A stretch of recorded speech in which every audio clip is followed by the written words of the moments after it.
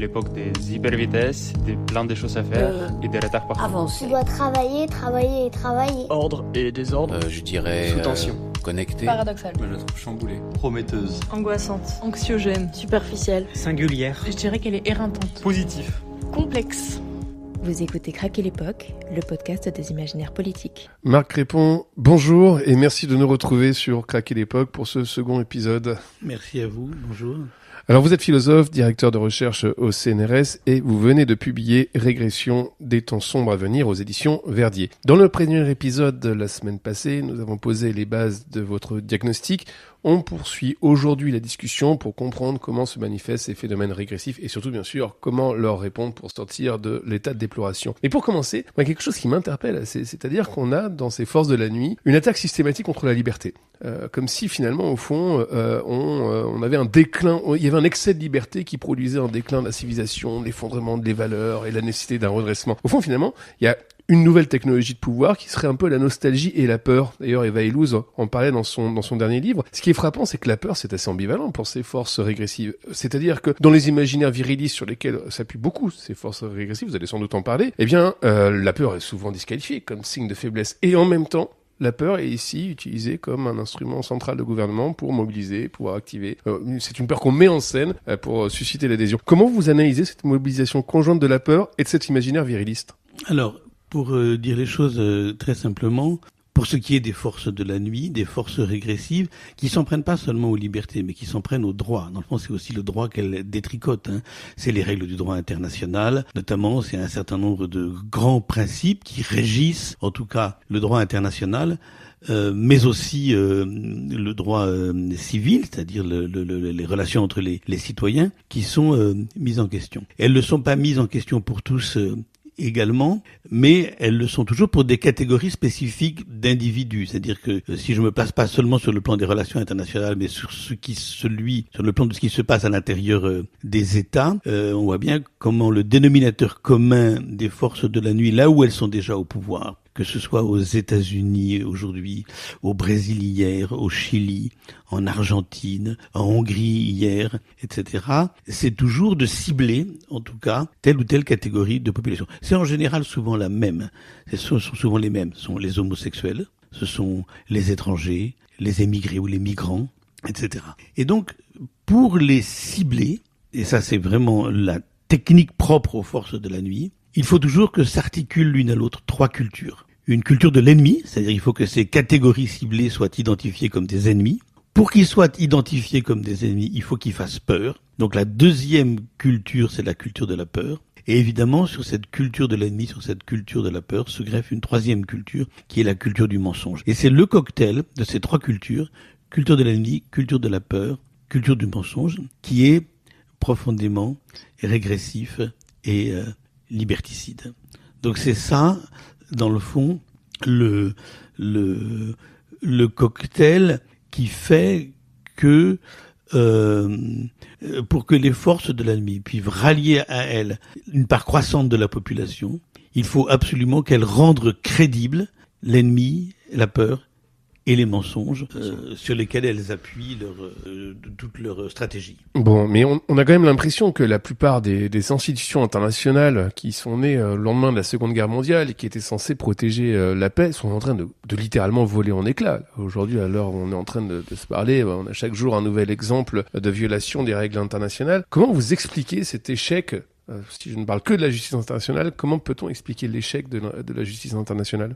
Bien parce que sur le plan international, dans le fond, c'est les États qui ont basculé du côté des forces de la nuit ou qui ont en tout cas à leur tête des dirigeants qu'on peut tout à fait mettre du côté de ces forces-là, comme c'est le cas des États-Unis aujourd'hui. L'un de leurs dénominateurs communs, c'est d'être très profondément souverainistes. C'est-à-dire de refuser qu'aucune règle les empêche d'imposer, quand ils en ont les moyens, les rapports de force qu'ils veulent imposer entre eux et les autres États. Si vous regardez Donald Trump, par exemple, la seule chose à laquelle il croit, ce sont les rapports de force. Et donc toute règle, toute contrainte qui vient à limiter l'usage de la force au nom du droit lui est absolument insupportable. Et donc aujourd'hui, c'est vraiment l'origine de ce livre, en fait, Régression. L'origine de ce livre,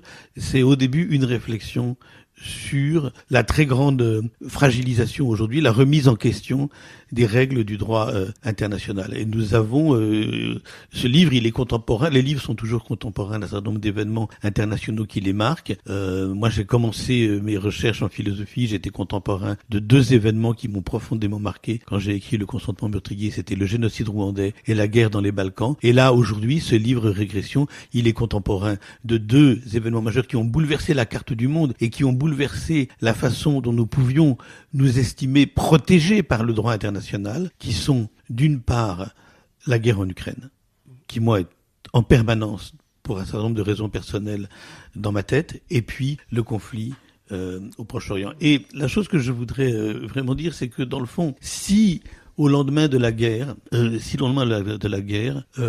la Seconde Guerre mondiale, les nations se sont dotées de grandes règles du droit international, d'une cour de justice internationale et puis d'une cour pénale internationale.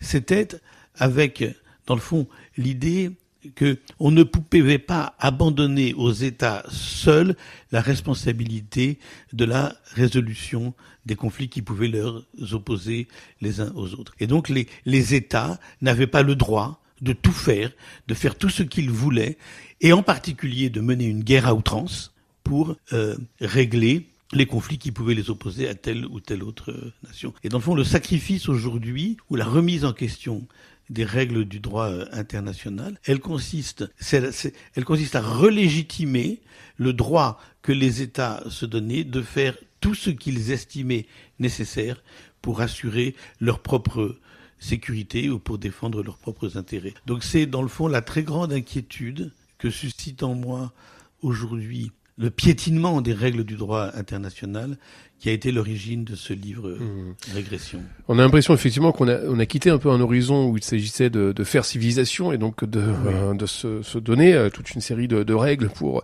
basculer finalement dans un moment où seul prime la logique de la puissance. Et il y a quand même une chose qu'on pourrait se poser comme question, c'est quel est le fondement de cette recherche absolue de puissance. Est-ce que ce ne serait pas non plus, en tout cas si on a eu Romaric Gaudin la semaine dernière dans notre émission, où on ciblait très clairement en fait la fin du capitalisme, en tout cas un capitalisme à bout de souffle, et donc aujourd'hui la plupart des guerres sont des guerres de vassalisation, des guerres d'intérêt, où finalement au fond l'horizon qui est visé, c'est un horizon de pur péril économique.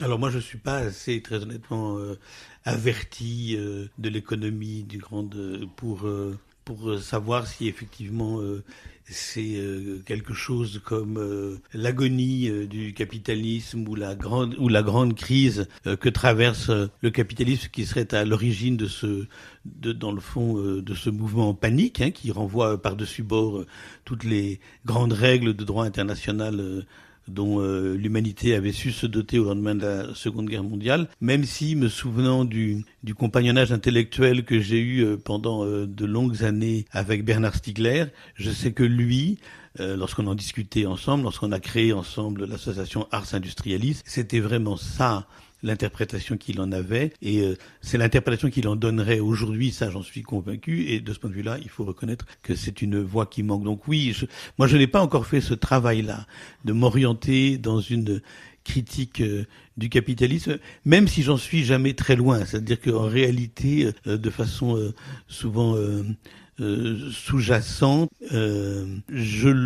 je tente à le penser, et je tente à le penser pour une raison très simple. C'est qu'aujourd'hui, on a quand même des voyants rouges qui se sont allumés, qui montrent quand même que le grand capital, les grandes puissances d'argent, ce qu'on appelait avant les puissances d'argent, sont absolument prêtes à faire alliance avec les forces de la nuit. Il y a eu un certain nombre de phénomènes qui sont en réalité très inquiétants. Le premier, c'est la façon dont les grands géants de la tech aux États-Unis ont complètement retourné leur veste et se sont rangés depuis le début du second mandat de Trump à ses côtés. Il y a aussi aujourd'hui tous les signes un peu inquiétants que donnent certaines voix du grand patronat français, et je ne parle pas seulement de Vincent Bolloré, pour lequel là il y a depuis longtemps plus aucun doute, de sympathie, d'attirance, sinon de connivence avec l'extrême droite. C'est vrai en France et c'est vrai ailleurs. Donc, on se demande, il y a souvent une question qu'on se pose là qui est très à la mode, qui est de dire mais est-ce que dans le fond, dans ce que vous voyez aujourd'hui, ça vous rappelle les années 30 ?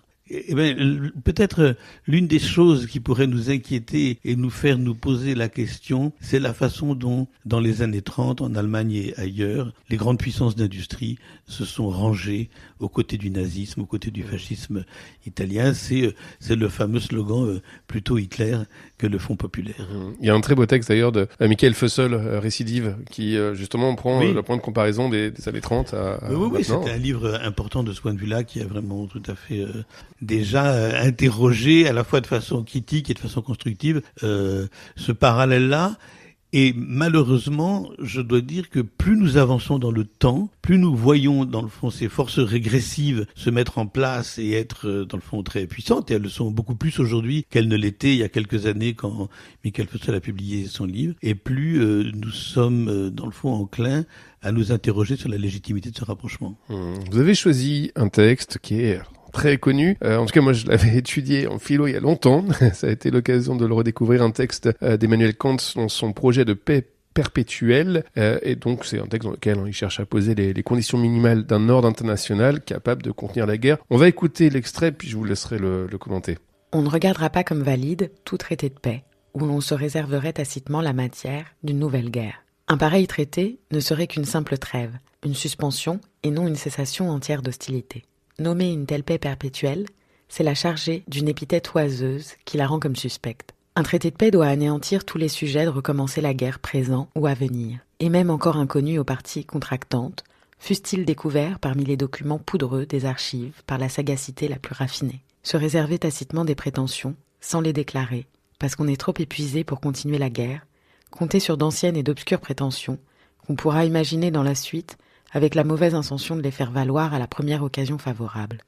Une telle restriction mentale peut, tout au plus, convenir à quelques casuistes jésuites, envisagée en elle-même, elle est en dessous de la dignité des souverains, comme il est au-dessous de la dignité d'un ministre de se prêter à faire des déductions de cette espèce. Mais si, en conséquence des lumineux principes de la politique, on fait consister la gloire de l'État dans un accroissement perpétuel, par des moyens quelconques, mon raisonnement n'est évidemment qu'une pédanterie scolastique. Ce texte a été lu par Juliette Duclos-Valois. Alors, quelques éléments d'explication, Marc Répond. Oui, c'est un texte qui date de 1795. Là encore, c'est un texte, chaque fois que je le lis, comme le texte de Voltaire, je l'ai très souvent enseigné, ce texte-là, je suis absolument saisi par sa modernité. Et l'une des choses que je dois faire dans les toutes prochaines semaines et qui m'intimide beaucoup, c'est que j'ai une amie philosophe ukrainienne qui a organisé une rencontre avec un certain nombre de philosophes ukrainiens qui sont encore en Ukraine, donc ça se fera évidemment en ligne, me demandant de faire une conférence pour eux, qu'elle traduira elle-même en ukrainien, qui sera intitulée L'épreuve de la paix. Et évidemment que du coup, cela m'a amené à reposer la question, à me redemander cette question à laquelle on ne peut pas échapper aujourd'hui, qui est à quelles conditions une paix est crédible. Et j'aime beaucoup le texte de Kant parce que dans le fond, je l'aime et il me terrifie parce que dans le fond, toutes les conditions qu'il avance pour qu'une paix soit effectivement une paix et pas seulement une trêve, sont des conditions dont on voit combien, pour les grands conflits qui nous préoccupent aujourd'hui, elles sont très très loin de pouvoir être satisfaites. Il y a une phrase que je vais relire mais qu'on vient d'entendre mais que je trouve absolument impressionnante, qui est celle dans laquelle Kant dit, encore une fois, se réserver tacitement des prétentions sans les déclarer, parce qu'on est trop épuisé pour continuer la guerre, compter sur d'anciennes et d'obscures prétentions qu'on pourra imaginer dans la suite, avec la mauvaise intention de les faire valoir à la première occasion favorable. Une telle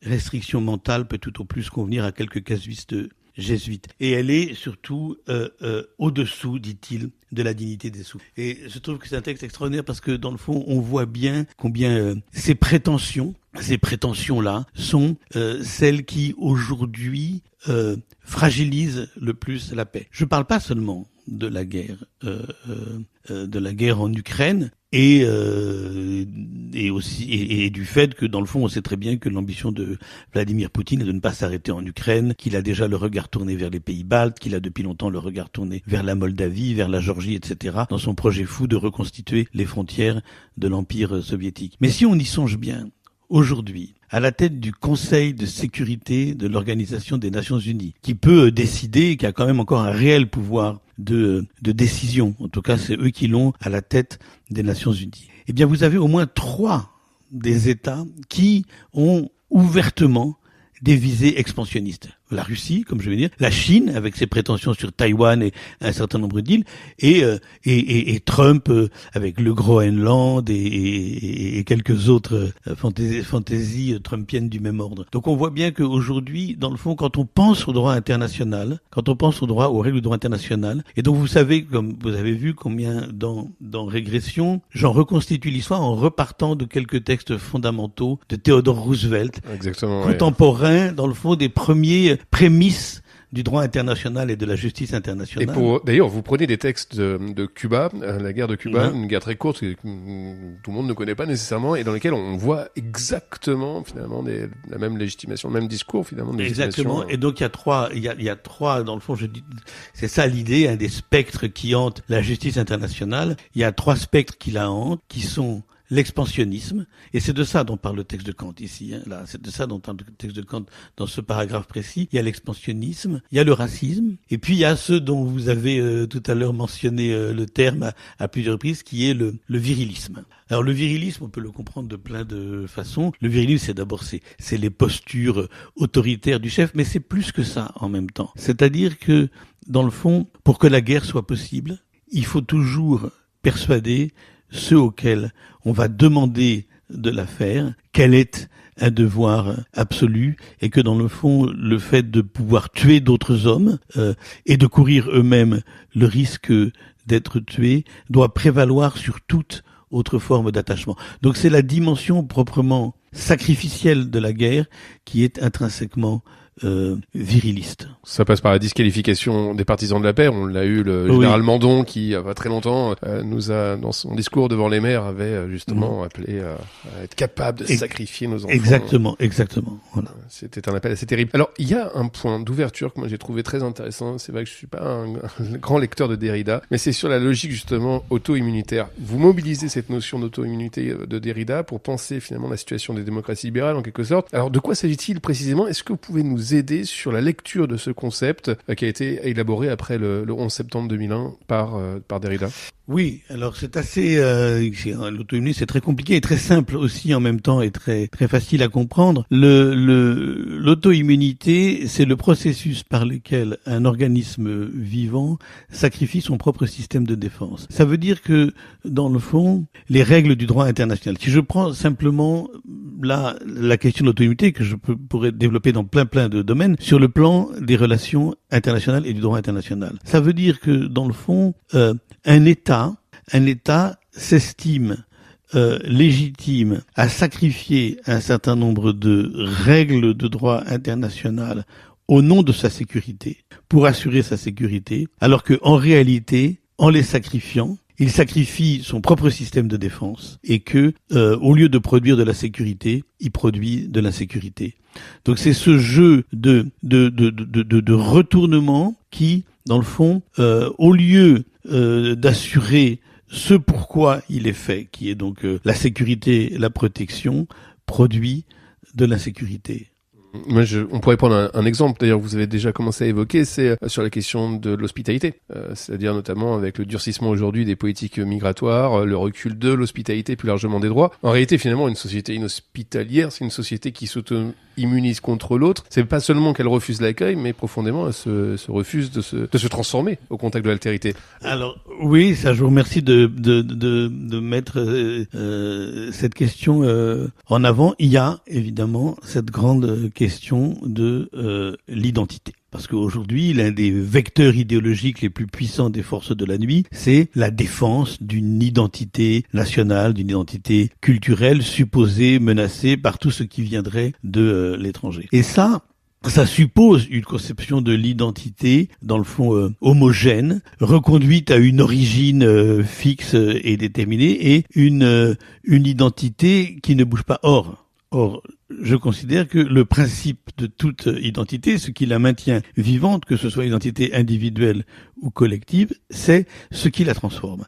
C'est d'être un devenir. Et elle ne devient autre qu'elle-même que par le biais de sa rencontre de l'autre. Dans le fond, une identité qui s'abstient de la relation à l'autre est une identité moribonde. Donc notre identité, qu'elle soit individuelle ou collective, elle est faite de tout ce que nous importons, de tout ce que nous assimilons, de tout ce qui nous fait autre que celui que nous sommes. C'est-à-dire qu'elle est, dans le fond, l'identité, ce qui la définit, c'est un principe, alors je suis désolé, ça serait un gros mot philosophique, mais il en faut de temps en temps, celui-là, je vous promets qu'il n'y en aura pas d'autre, c'est le processus d'une hétérodifferenciation. Autodifferenciation parce que c'est elle-même qui se transforme, et hétérodifferenciation parce que elle se transforme par des apports extérieurs, parce qu'il lui vient de l'autre. Donc, lorsque on prône dans le fond une politique identitaire fermée sur elle-même, une politique identitaire qui vit dans la terreur de la rencontre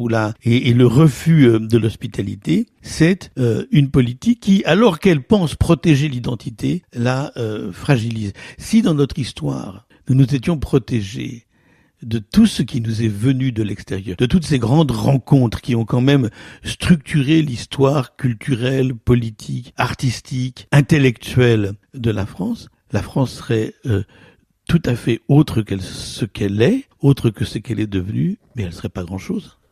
Dans ce rapport à l'autre, il y a un chapitre un chapitre important que vous consacrez à la torture. Sur le coup, là, c'est plus qu'un refus d'accueil, c'est un permis de faire souffrir l'autre. Alors, la question que je me suis posée, c'est pourquoi avez-vous choisi de faire de la torture vraiment une manifestation singulière de ce moment régressif? Parce que, on pourrait dire, qui défend la torture aujourd'hui? C'est assez philosophiquement, on pourrait dire, indéfendable. Est-ce que vous diriez qu'elle est... Je suis désolé de vous dire que vous vous trompez. Et vous vous trompez, je vais vous dire pourquoi. Parce que il se trouve que par le hasard des sollicitations, voilà, il m'arrive d'être sollicité pour parler en général jamais de choses très agréables, c'est-à-dire c'est toujours mes thèmes, voilà, bon. Et je me suis beaucoup rapproché ces dernières années d'une association pour laquelle j'ai la plus grande admiration, qui est l'ACAT. L'ACAT, c'est l'action des chrétiens contre la torture. C'est l'action des chrétiens pour l'abolition de la torture. Et ils ont fait récemment un sondage.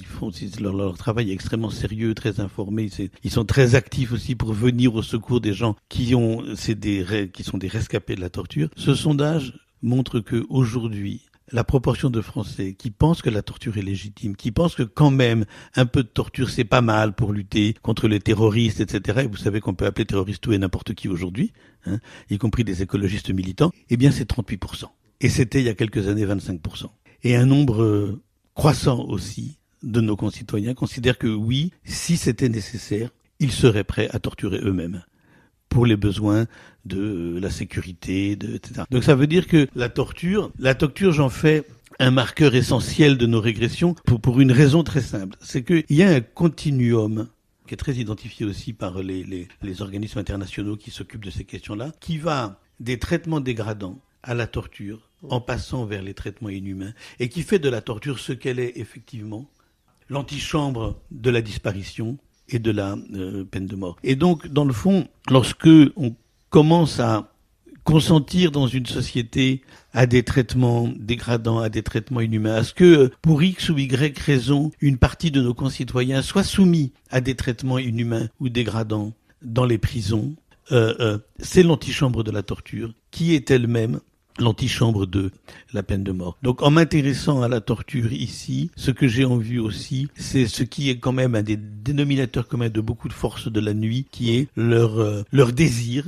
de voir la peine de mort réhabilitée, de revenir en tout cas sur l'abolition de la peine de mort. Donc le consentement à la torture, c'est l'une des formes aujourd'hui les plus insidieuses et les plus redoutables que peut prendre dans nos sociétés démocratiques le retour régressif du consentement à des formes de violence dont on pensait s'être défait, débarrassé. Ouais, j'allais y venir parce que on peut parler d'une banalisation de l'accoutumance à toutes sortes de traitements indignes. Vous l'avez dit, c'est le fait de se dire que les prisons sont trop confortables, que la prison ne suffit pas pour punir. Bref, c'est transiger finalement avec la question de la dignité de la personne. Alors il y a un terme qui existe, qui est le terme de nécropolitique, qui désigne justement le fait de banaliser le caractère méprisable de certaines vies, finalement de s'habituer à ce que certaines vies soient déconsidérées ou en tout cas considérées comme nuisibles. Est-ce qu'on pourrait dire qu'il se développe du coup une politique méthodique de l'insensibilité? Alors, c'est très juste. Moi, j'ai un terme que j'utilise beaucoup dans mes derniers livres, qui est celui de déréalisation du mal, que je préfère à la notion de banalisation du mal. C'est-à-dire qu'aujourd'hui, dans nos sociétés, à tous les étages, la question n'est pas celle de la banalisation du mal, elle est celle de la déréalisation du mal. Et la déréalisation du mal, ça veut dire qu'il y a des pratiques, des formes de violence dont nous ne voyons pas, dont nous ne savons pas voir, ou dont nous ne savons plus voir, ou dont nous ne voyons pas assez le mal qu'elles sont intrinsèquement en elles-mêmes et par elles-mêmes. Et cette déréalisation du mal, elle se traduit par, dans le fond, l'insensibilité à la souffrance que le mal procure. C'est-à-dire que, dans le fond, la déréalisation du mal, qui est déjà en elle-même une déréalisation de la violence, elle consiste à minimiser ou à ne pas percevoir à leur juste mesure les effets de la violence, c'est-à-dire la façon dont elle abîme les corps et les esprits, dont elle les détruit, etc. Donc oui, vous avez absolument raison. Pour ce qui est, en tout cas, de ces violences dont parle le long chapitre qui leur est consacré dans Régression, la régression consiste dans la progression possible de notre insensibilité aux effets de cette violence-là et au fait de ne plus les percevoir comme un mal en elle-même et par elle-même. Bon, j'ai une question qui est un peu difficile. En tout cas, c'est la question que je me pose en ce moment. C'est que j'ai l'impression qu'aujourd'hui, ce qui déréalise justement ce qui se passe, c'est la succession de discours qui fonctionnent sur le registre de l'outrance. Finalement, au fond, quand Trump raconte chaque jour quelque chose, au bout d'un moment, il nous reste à faire quoi? C'est à hausser les épaules, se dire c'est Trump, et donc se développe ainsi en fait une forme d'insensibilité à ce qui est en train d'arriver. Et puis, je suis en train de m'interroger moi sur le statut de la parole. C'est-à-dire qu'en fait, en réalité, on est dans un flot de paroles permanent. Parole qui est brutalisée, une parole qui est générée de manière automatique par l'intelligence artificielle, qui peut vomir du texte très très rapidement. C'est une parole, une production éditoriale qui est saturée, etc. Comment ainsi peut-on, est-ce qu'on risque pas d'affaiblir la parole, et comment on pourrait réfléchir à la part du silence aussi dans nos résistances? Alors, ça fait vraiment ça fait au moins 3 ou 4 questions en une, mais je vais essayer d'y répondre parce que c'est des questions passionnantes et je suis très très content que dans le cadre de notre échange, on en vienne à la question du langage. Parce que pour moi, la question de la violence et la question du langage sont intrinsèquement liés. Dans un livre très ancien qui s'appelle La vocation de l'écriture, le fil que j'essayais de suivre à travers quelques grandes voix d'écrivains, c'était la façon dont se noue originellement, et je pense que c'est déterminant même dans la vie d'un écrivain, se noue originellement notre expérience de la langue et notre expérience du langage, l'expérience de la langue et notre expérience de la langue, et notre expérience de la violence. Voilà. On a dès la plus petite enfance une expérience du langage qui est aussi une expérience de la violence. On peut se faire réprimander, on peut se faire crier dessus à l'école ou dans sa famille ou etc. On peut dans la cour de récréation avoir des rapports de force avec les autres qui sont aussi des rapports de force langagiers. Donc oui, je suis absolument convaincu qu'il y a un lien dans quelque chose que j'aurais envie d'appeler une sorte de dégradation de notre rapport au langage, de transformation profonde de notre expérience de la langue et notre expérience de la violence et cette déréalisation du mal qui est liée à cette forme que prend aujourd'hui notre expérience de la violence dans le monde. Et si je dis ça, c'est aussi parce que dans le fond, il faut pas aller chercher très loin pour voir que l'appauvrissement du langage fait toujours le lit de la violence. Il n'est même pas besoin d'avoir lu 1984 de George Orwell, dont c'est le sujet du début à la fin, de montrer que dans le fond, le règne de la terreur s'accompagne aussi d'une transformation de la langue et d'un appauvrissement du langage. C'est l'un des grands thèmes aussi de Camus, etc. De dire que dans le fond, lorsque se met en place des dispositifs contribuant à appauvrir la langue, eh bien, c'est autant de vecteurs de violence qui sont favorisés. Et ça me permet de dire quelque chose aussi, parce que c'est pour pas finir sur une note aussi négative et aussi terrible, parce qu'il faut bien se demander, bon, alors qu'est-ce qu'on fait? Qu'est-ce qu'on peut faire contre cette déréalisation du mal? Et moi, je crois évidemment à l'éducation.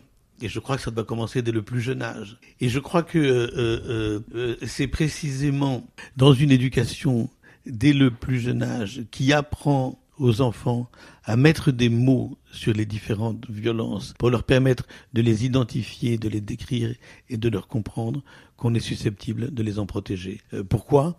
Parce que dans le fond, on sait très bien, par exemple, que l'une des choses que provoque la littérature, quand même, l'une des choses à laquelle nous pouvons être attachés dans la littérature, c'est que je crois qu'elle est, entre autres, alors elle est beaucoup d'autres choses aussi, mais qu'elle est, entre autres, un extraordinaire vecteur de l'empathie. En tout cas, je sais que pour moi, ça a fonctionné comme ça depuis que je suis enfant. Donc ça veut dire que, avec les mots, en apprenant à décrire les choses, à les dire, avec les mots qu'il faut, on peut développer cette culture de l'empathie, qui est une protection contre la violence. Eh ben, vous anticipez la fin de notre rencontre. Et avant juste qu'on se quitte, nous, on a une question traditionnelle à Craquer l'époque. C'est qu'est-ce que vous allez faire demain? Alors, au sens, évidemment, qu'est-ce que vous allez continuer probablement à faire, ou peut-être, d'ailleurs, faire de nouvelles choses pour lutter contre le temps de la régression?